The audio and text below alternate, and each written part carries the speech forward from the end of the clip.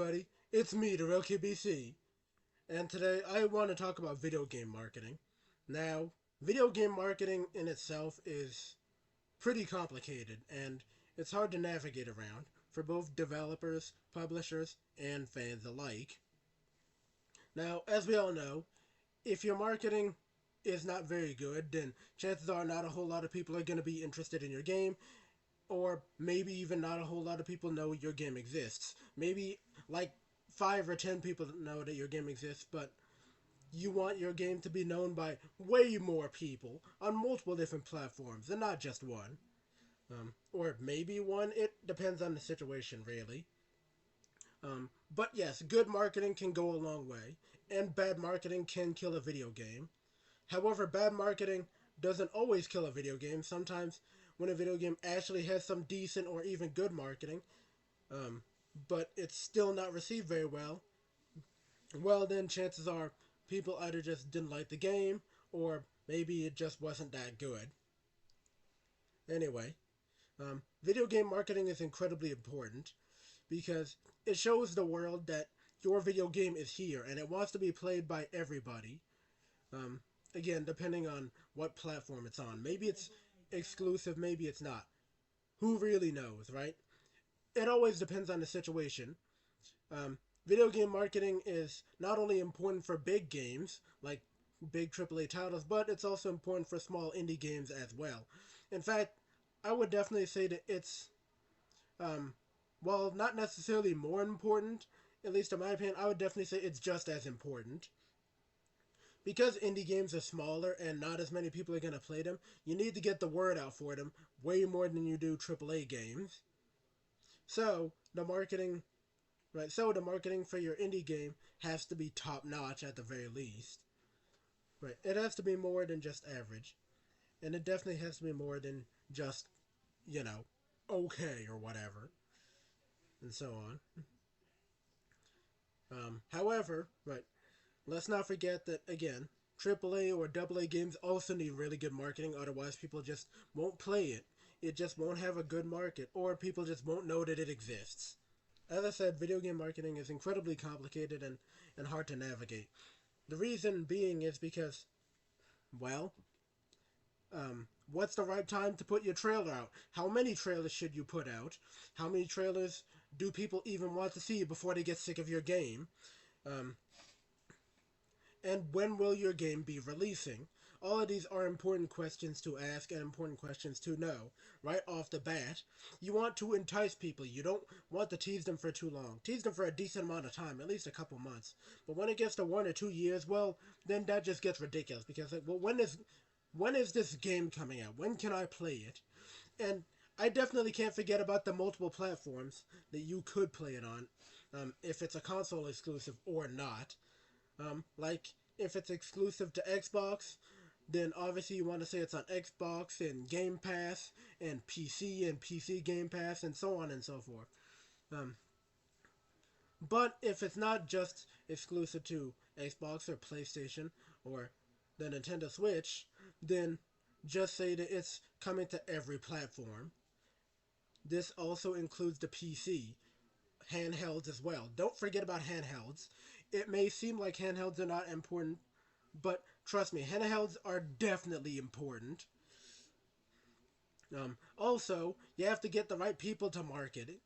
You have to get the right people to market your game. People that know a decent amount about video game marketing. People that can get it to enough people, be it on social media or even in real life. Be it commercials on the TV or multiple posts on Twitter, Instagram, and Facebook, and so on and so forth.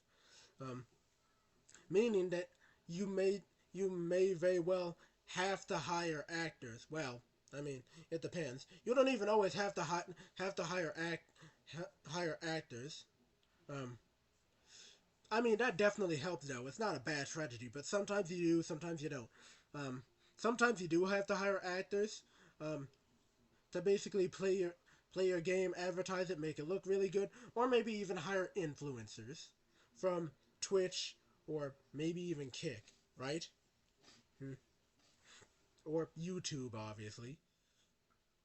Get big name celebrities out there, or maybe just do multiple advertisements on billboards, you know? Right. Well, that and bus stops, and again, on TVs, and really anywhere you can find. Right. It doesn't even have to necessarily be just billboards. Posters can definitely work too. Posters can go a long way, and your advertisement has to be not too long, but not too short. It has to be somewhere in the middle. It has to be precise. Yeah.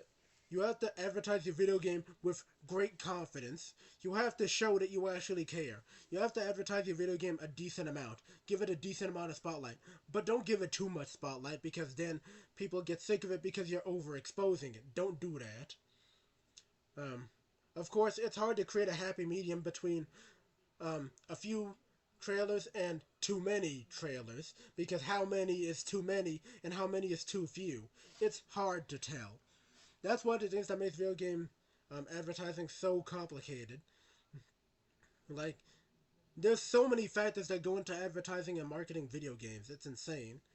Um, and again, if it's on multiple platforms, then say it's on multiple platforms.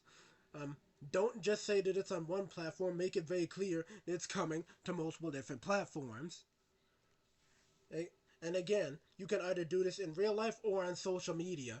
Heck, maybe you have a social media page and you want to let the world know. Well, then do exactly that. Advertise your video game like that.